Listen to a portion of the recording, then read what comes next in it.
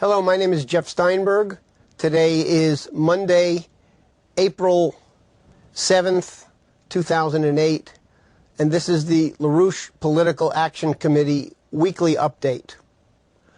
For those of you who have been monitoring the developments around the Olympic torch in London and again yesterday in Paris, where Tibetan demonstrators and other anti-Chinese activists attempted to disrupt the Olympic torch run, you get an idea in snapshot form of the fact that we're living through some very, very unusual and very dangerous times. As Lyndon LaRouche has been repeatedly warning in recent weeks, in response to the worst financial collapse perhaps in history, certainly the worst financial collapse in modern times, the forces aligned with the British Empire, the City of London, financial oligarchy, allies and assets and dupes throughout Europe, and particularly here in the United States, are in a drive to provoke a third world war centered around Eurasia, particularly targeting the major Asian powers, namely China, Russia, and India. I've already indicated at least one aspect of the provocations currently being carried out against China. We had the activation of riots in Lhasa, the capital city of Tibet, back at the beginning of March, and this was an escalation point in an anti-China campaign that's been going on for well over a year, and has up until this point been focused on repeated attempts on the part of the British and on the part of the Cheney neocon apparatus in the Bush administration to provoke a cross-straits crisis targeting China and blowing up the situation between China and Taiwan. That effort suffered a substantial setback in the recent Taiwanese elections, but nevertheless, the commitment to provoke a major crisis with China continues unabated. So we now have the Tibet flank. China is also a major target of the destabilization that's been going on for the past several years in Darfur, in that part of the Sudan, where China is targeted because of its investments and offers to build infrastructure in Africa in return for access to petroleum and other strategic raw materials of the African continent.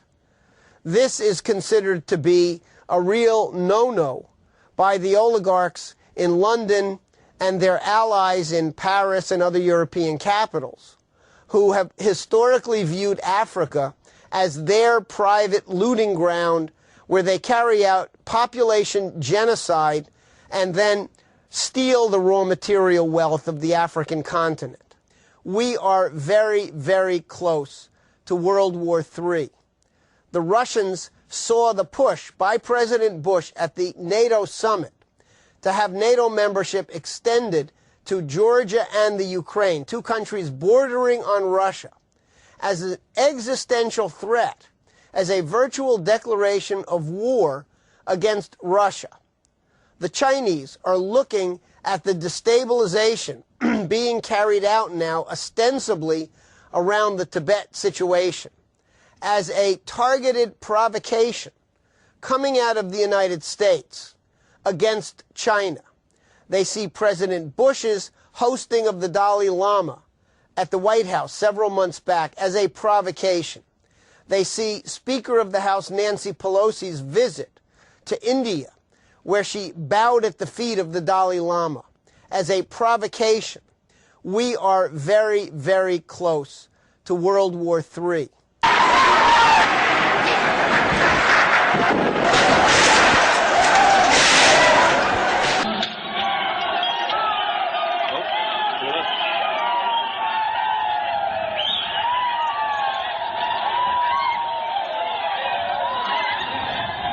Now, and in China, the full horror of Monday's earthquake is starting to unfold.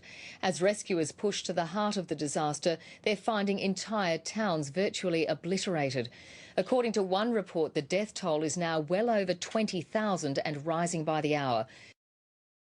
The blueprint for HAARP, High Frequency Active Auroral Research Program. What does HAARP do? HAARP is a large antenna where we beam radio frequency energy up into the upper atmosphere, and we create on a small scale what the sun normally does. The assignment came that the Navy and the Air Force were to manage the program. Applications discussed in the patents included destroying missiles.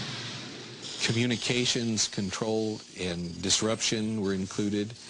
There were some other ideas both to possibly modify weather and finally to lift a portion of the upper atmosphere further out into space where hopefully it would be able to deflect missile trajectories. In 1983, I did radio tomography with 30 watts looking for oil in the ground. I found 26 oil wells over a 9-state area, and 100% of the time was accurate with just 30 watts of power beaming straight into solid rock.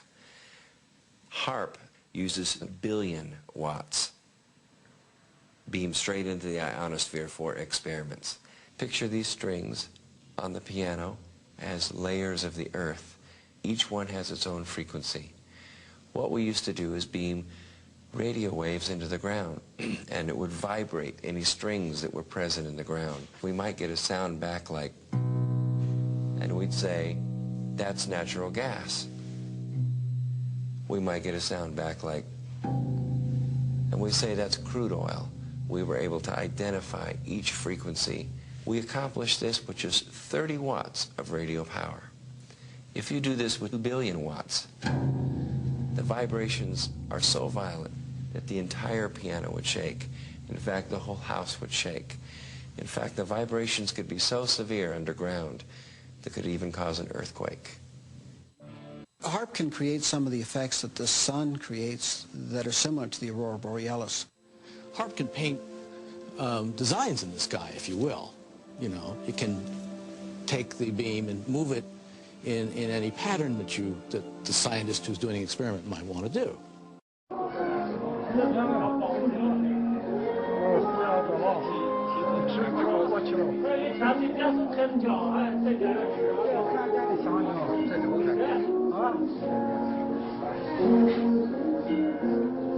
这比4上的人能要丑吧？这跟这个方向问题，你转其他方向看不到。有光线的折射嘛，太阳折射就是用在折射的太阳光幕，应该就是。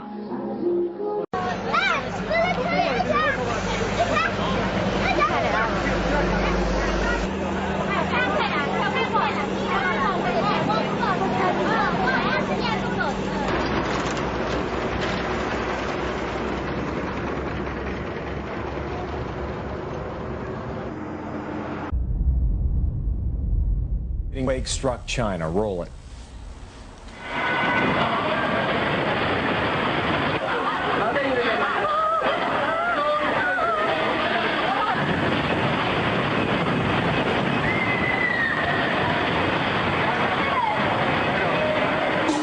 Oh my.